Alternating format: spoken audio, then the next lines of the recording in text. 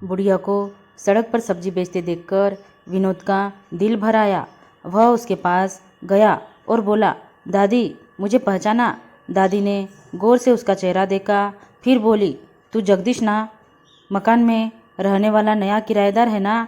विनोद बोला, हाँ दादी, मेरा नाम विनोद है, यहाँ शहर में कमाने आया हूँ। मैं आपको रोज़ देखता हूँ, आपके घर का पड़ोसी होने के कारण रोज़ आपके दर्शन हो जाते हैं। गांव में मेरी दादी भी आपकी उम्र की है। जब भी आपको देखता हूँ मुझे मेरी दादी याद आ जाती है। दादी ने उसके सर पर हाथ फेरा, फिर एक गाजर उठाकर उसे देते हुए बोली, तू बहुत अच्छा है रे विनोद, ले गाजर खा ले। विनोद बोला, रोज़ ये सब्जियां बेचकर कितना कमा लेती हो दादी? दादी बोली, यही कोई 40-50 रुपया कमा लेती हूँ। मेरे लिए इतना बहुत है पेट भरने के लिए। विनोद बोला, आपका कोई अपना नहीं है ना इस दुनिया में? दादी बोली, भगवान ने कोई औलाद नहीं दी बेटा, तुम्हारे दादा भी 10 साल पहले छोड़ गए। फिर भी बहुत लोग हैं जो मुझे इज्जत और मान देते हैं, मेरा सामान खरीद लेते हैं और मैं जल्दी से घर चली जाती हूँ। विनोद बोला, एक बात बोलूँ दादी? दादी बोली, हाँ बोल बेटा। वह बोला, दादी मैं 400 रुपया रोज़ कमा लेता हूँ, उसमें से 50 रुपया आपको दे दूँगा, आप ये काम छोड़ दो। दादी बोली, भगवान तुम्हें हमेशा सुखी रखे बेटा, मगर मैं तुमसे कोई सहायता नहीं लेना चाहती, क्योंकि मैं ये काम नहीं छोड़ना चाहती। जिस दिन काम करना छोड़ दूंगी, शरीर काम करना बंद कर देगा। दादी द्वारा सहायता लेने से मना करने के बाद भी विनोद नहीं माना। उसने सहायता करने का दूसरा तरीका निकाल लिया। वह रोज़ 50 रुपये का नोट रोज़ चुपके से रात में दादी के घर डालने लगा। मगर विनोद को पैसे डालते हुए महीने के ऊपर हो गया था, फिर भी दादी ने काम करना नहीं छोड़ा था। विनोद सोचने लगा कि दादी पैसे इकट्ठे कर रही है। जिस दिन दादी को लगेगा कि पैसे काफ़ी इकट्ठे हो गए हैं, तब वह शायद काम करना छोड़ देगी। इसलिए वह लगातार पैसे डालता रहा। साथ में वह बीच बीच में दादी से मिलता रहा, मगर दादी ने उसे कभी नहीं बताया कि कोई रात में चुपके से उसके घर में पैसे डालता है।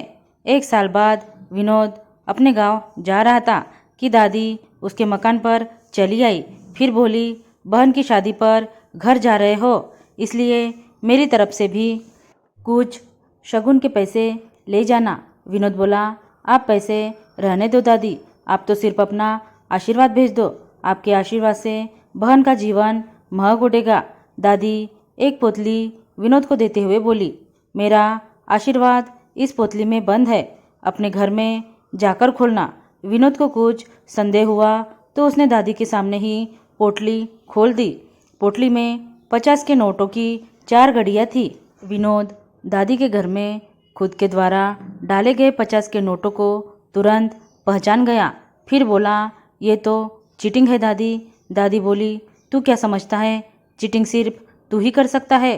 मैंने दूसरे ही दिन तुम्हारे पैरों के निशान से जान लिया था कि ये पैसे तुम ही मेरे घर में डाल रहे हो, इसलिए मैं उन्हें तुम्हारे लिए इकट्ठा करती रही। अच्छा ही हुआ इस बहाने से तुमने 20,000 रुपये की बचत कर ली। इन पैसों को अपनी बहन की शादी में लगा बेटा, दादी की परवाह मत कर, जब तक मेरे पैरों में दम है मुझे कमा कर खाने दे। दादी आगे बोली, मुझे बहुत खुशी है कि तुम मेरे बारे में इतना अच्छा सोचते हो। मैं भगवान से प्रार्थना करती हूँ कि वह तुम्हें बहुत सारा धन और खुशियाँ दे और तेरे हृदय में बुजुर्गों के प्रति ऐसे ही सेवा भावना बनी रहे। मैं तुम्हारी सहायता को नकार नहीं रही हूँ। जब मैं ज़रा भी चलने के काबिल न रहूँ, जब मैं असहाय होकर खटिया पकड़ लूँ, तब तू आकर मुझे संभाल लेना, ताकि अंत समय में मुझे ज़्यादा कष्ट न झेलना पड़े। विनोद दादी का आशीर्वाद लेकर अपने गांव चला गया। बहन की शादी के बाद वह वापस आया तो इस बार दादी के साथ ही रहने लगा। फिर अंत समय तक दादी के साथ ही रहा। दादी परलोक गगन से पहले उसे दुआओं का इतना सारा खजाना दे गई कि वह दोनों हाथों से लुटा रहा है, मगर वह खजाना खर्च ही नहीं होता। आज विनोद शहर का एक जाना माना व्यक्ति है।